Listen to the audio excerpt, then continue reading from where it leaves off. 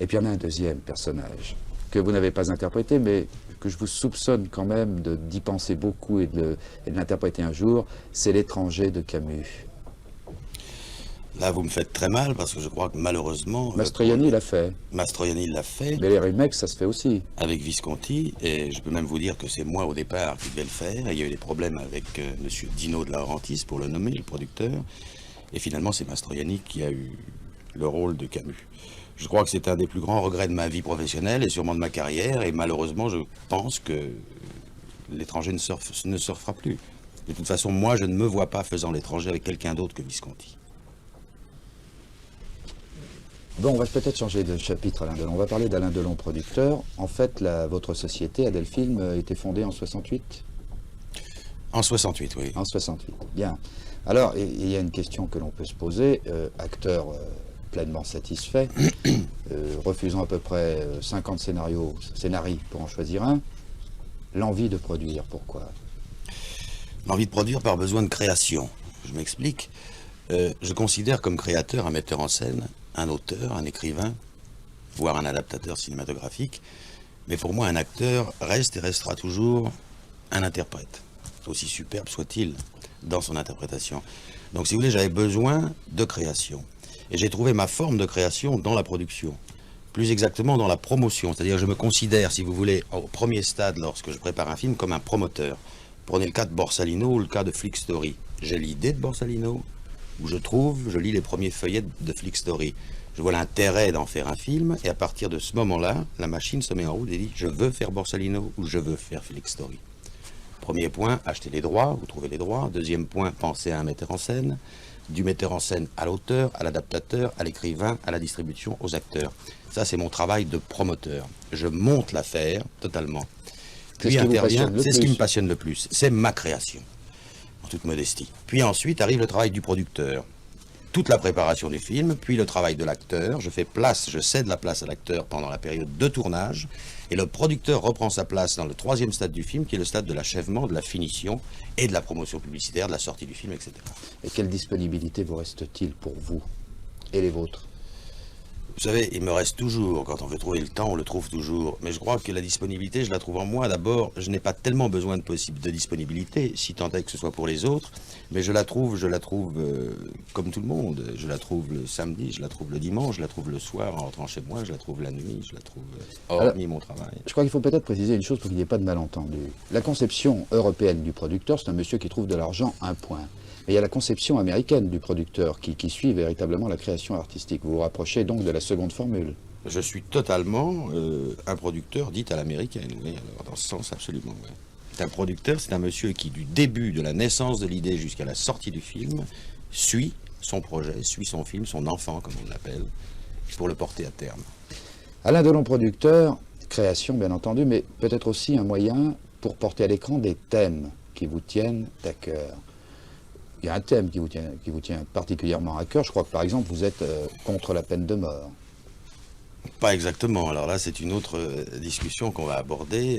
Je ne suis pas résolument contre la peine de mort. Mais comment avez-vous pu produire Deux hommes dans la ville si vous n'êtes pas contre la peine de mort ? Vous savez, mon rôle et le propos d'un acteur, je veux dire, c'est d'être, si vous voulez, dans un certain sens, apolitique. On sait que vous êtes plus qu'un acteur, quand même. Oui, je suis aussi un producteur. Mais dans le cas de Deux hommes dans la ville, j'ai eu envie de faire le film, je l'ai produit, j'ai eu envie d'interpréter ce personnage, et je veux dire, l'histoire était telle, écrite par José Giovanni, que la fin était ce qu'elle en était. Bon, je veux dire, ça n'est pas à ce moment-là mon propos d'avoir une opinion pour ou contre. Là, à ce moment-là, je deviens un interprète, et j'essaie de faire passer quelque chose, et je le fais à fond, et je joue le jeu à fond. À condition en dehors de toutes mes idées. Quand même. Vous savez, le propre de l'acteur, c'est pas forcément de croire au thème. Si demain, moi, mes opinions politiques, on les connaît. Un acteur, je prétends qu'il doit rester sur un plan professionnel apolitique. Mais si on vous proposait un rôle de gauchiste au cinéma, tout de suite, et je le ferai avec le maximum de mes moyens, tout de suite. Mais c'est le propre de l'acteur, sinon c'est pas la peine d'être comédien. C'est ce que je reproche d'ailleurs aux acteurs de gauche.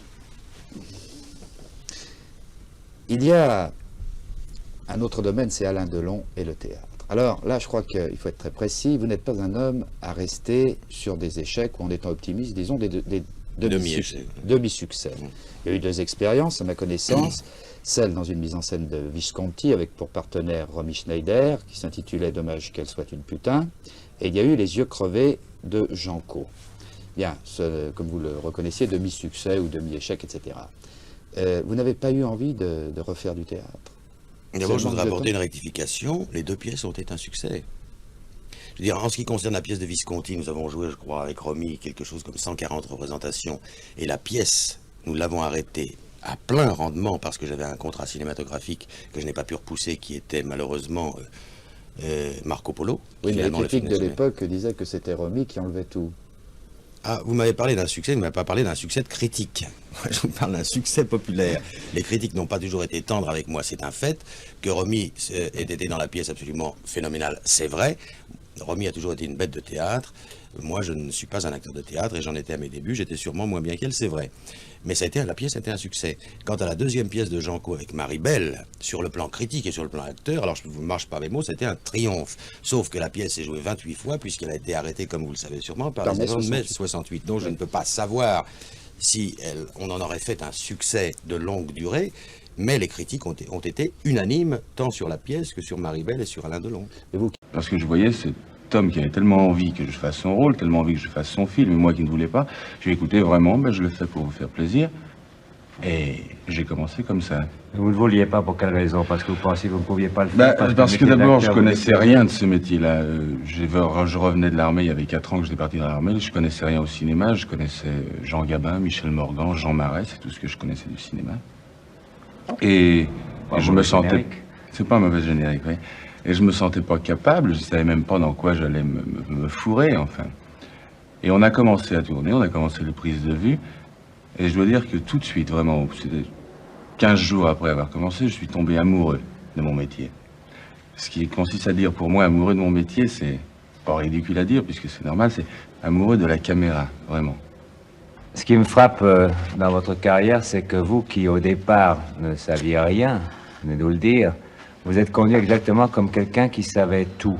C'est-à-dire que vous avez très vite choisi des films qui étaient uniquement des films importants, des metteurs en scène qui pouvaient vous apporter quelque chose. Comment est-ce que vous expliquez que vous êtes tombé si juste et si vite? D'abord, j'ai eu beaucoup de chance. Ça, c'est une chose certaine. Et ensuite, j'ai beaucoup appris, parce qu'il faut apprendre dans la vie, il faut toujours apprendre. Et si j'ai appris, c'est grâce aux metteurs en scène avec qui j'ai travaillé. Je crois que, je ne vais pas dire ma carrière, mais le début de ma carrière, et tout ce que j'ai fait, tout ce que je suis, ce dont je suis arrivé maintenant, je le dois aux metteurs en scène avec qui j'ai travaillé. Parce que pour moi, un film, avant tout, c'est un metteur en scène. Je sais que pour certains acteurs, les acteurs regardent le sujet, regardent les partenaires, la production, j'en sais rien, tout un tas de... Tout ça, ça les regarde. Moi, c'est le metteur en scène. Parce que je pense qu'on peut faire d'un très grand sujet fait par n'importe qui, on peut faire quelque chose de très mauvais. Alors qu'un très grand metteur en scène peut vous faire un très beau film avec un entrefilet ou un chien écrasé, enfin, je ne sais pas. Et ça, je l'ai appris avec les gens avec qui j'ai eu la chance de travailler. Je dis la chance parce que, évidemment, malheureusement, c'est peut-être pas à la portée de tout le monde de travailler avec des grands metteurs en scène. Mais j'ai eu la chance d'être choisi par des grands metteurs en scène au départ. Si j'ai eu la chance, c'est peut-être parce qu'ils m'ont vu un jour dans un film qui était peut-être pas très bon, ou j'étais peut-être moi-même pas très bon. Mais un metteur en scène est capable de sentir et de déceler et de voir chez quelqu'un qu'il y a quelque chose de mieux, quelque chose derrière. Et je pense que c'est pour ça que j'ai réussi à travailler avec eux. Et après, évidemment, au début, on ne peut pas choisir. On ne peut pas dire je vais travailler avec un tel ou avec un tel. C'est le metteur en scène qui vous choisit. Vous venez de vivre une expérience assez instructive. Vous venez de passer un week-end prolongé avec Luchino Visconti, dans un film qui s'appelle Le Guépard. Oui. Un week-end qui a duré combien de temps? Ça a duré exactement 6 mois. Vous saviez que vous partiez pour 6 mois lorsque vous avez signé pour Le Guépard? Je vais vous dire, quand on signe pour Le Guépard et quand on signe avec Visconti, peu importe si on part pour 6 mois ou pour 1 an, c'est ça, on n'y pense même pas, on peut partir pour... Ça n'a aucune importance. Est-ce que vous savez d'avance, quand vous entrez dans un film, si le film va être bon ou mauvais? Est-ce que vous le sentez à l'ambiance? Est-ce que vous vous dites, tiens, je sens que je suis sur, pour parler vulgairement, sur un bon coup, ou pas? Au départ, ça, j'y pense après. La première chose que je pense, pour revenir toujours au metteur en scène, je m'excuse, c'est que lorsqu'un metteur en scène comme Visconti me fait, je dis, l'honneur de me choisir pour un personnage, c'est que lui y a pensé avant moi, c'est que lui est sûr que je suis son personnage. Donc c'est un problème déjà dont je suis dégagé. Après, moi, j'essaie de rentrer en contact avec mon personnage, j'essaie de voir ce que je peux faire, j'essaie de voir si vraiment j'arriverai à coller avec. Et déjà au départ, je suis tranquille sur le fait que j'ai été choisi pour ça. Vous avez déjà confiance en vous parce que vous savez qu'on vous aime. J'ai déjà confiance en moi du fait qu'on me fait confiance. J'ai besoin qu'on me fasse confiance, j'ai besoin de me sentir mes responsabilités.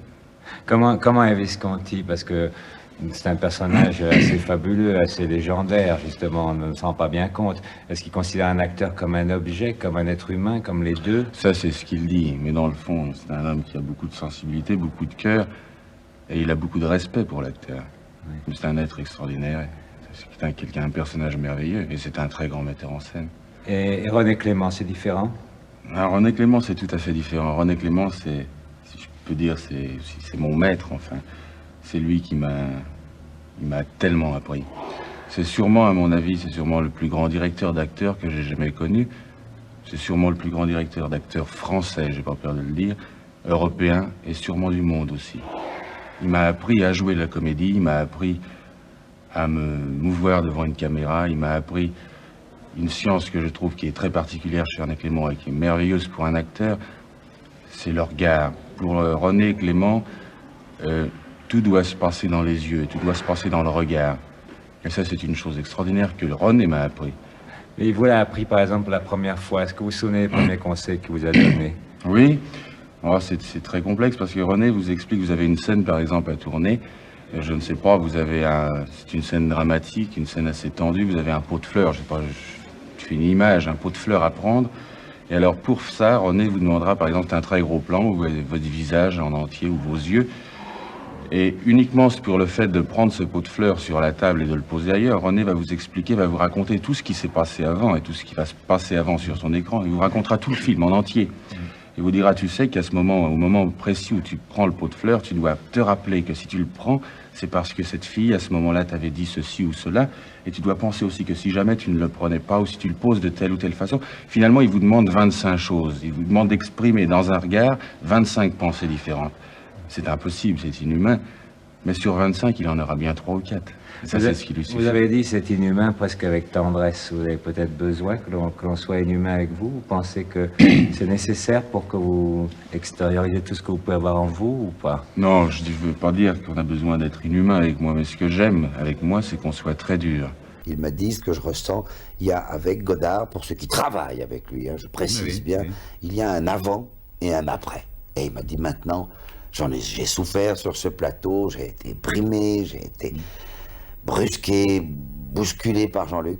Mais maintenant, je n'éclairerai plus jamais un film comme j'éclairais avant. Une deuxième rencontre importante dans ce cheminement de carrière que nous sommes en train de refaire en école buissonnière, pour employer le mot. Marcel Blouval, grand réalisateur de télévision, Don Juan, avec Piccoli. Et là, vous découvrez finalement ce que c'est... Un mot, je crois que vous aimez beaucoup, le travail à la table, le travail finalement d'un texte, non, en gros? Oui, avec Blouval, bon, de Don Juan de Molière, avec Piccoli, et puis aussi 2 autres grandes pièces du répertoire de Marivaux, La double inconstance avec Cassel, et Les jeux de l'amour et du hasard aussi avec Cassel et Daniel Lebrun. Alors, avec Marcel, c'est autre chose. Vous parliez tout à l'heure de timidité, c'est vrai que je suis timide et je crois que c'est le propre de la plupart des acteurs. Et je crois même que c'est indispensable d'être timide parce que tout ce que l'on n'ose pas faire, tout ce que l'on n'ose pas dire, dans la vie, tout ça, ça s'emmagasine en nous un peu comme une marmite sur une chaudière. C'est les réserves, ça. Et puis et quand on a l'occasion de jouer la comédie, alors toute la marmite est pleine et alors on peut se permettre de dire je t'aime à n'importe qui ou de tuer qui on veut. Toute chose qu'on n'ose pas faire dans la vie parce que là, quand on tue quelqu'un au cinéma ou au théâtre, ou quand on dit je t'aime à quelqu'un, on a toujours la possibilité de se réfugier derrière un paravent qui est le personnage en disant ah non mais c'est pas moi qui dis ça, c'est pas moi qui fais ça, c'est lui. Mais c'est la possibilité pour nous, c'est la soupape par rapport à la timidité. Et cette timidité existe toujours, même quand on aborde un rôle. Et je dois dire que là, pour en revenir à Blouval, c'est un véritable accélérateur. Alors lui, c'est un type qui nous met toujours à 5000, 6000 tours et qui nous permet d'être à fond.